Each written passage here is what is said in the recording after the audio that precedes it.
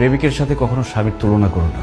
একজন প্রেমিকের কোনো দায়িত্ব নেই, সে অনেক কিছুই করতে পারে, কিন্তু একজন স্বামীর মাথায় তার স্ত্রী, তার সংসার, তার বাবা মা সবকিছুর দায়িত্ব থাকে। আর একজন স্বামী নির্দিষ্ট একজন মানুষকে খুশি করার জন্য চাইলেও অনেক কিছু করতে পারে না। একজন প্রেমিক তার প্রেমিকাকে যতটুকু ভালোবাসে, একজন স্বামী তার স্ত্রীকে অনেক গুণ বেশি ভালোবাসে, কিন্তু সেই স্বামীটা তার স্ত্রীকে তার ভালোবাসা প্রকাশ করতে পারে না, এমনকি বাবা মাকেও তার ভালোবাসা প্রকাশ করতে পারে না। আর সবার জন্য করে যাওয়া এই লোকটাকেই সবাই দোষ দেয়।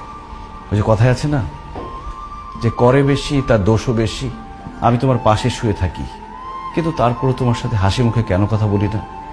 কারণ আমি তখন চিন্তা করি, আমি ভাবি যে আমার বউটার মুখে সবসময় হাসি কিভাবে ধরে রাখতে পারবো। ওই দিন তুমি সাজগোজ করে নতুন শাড়ি পরে আমার সামনে এসেছিলে, আর আমি তোমার প্রশংসা করিনি বলে তুমি আমার উপর রাগ করেছো। কিভাবে আমি তোমার প্রশংসা করব?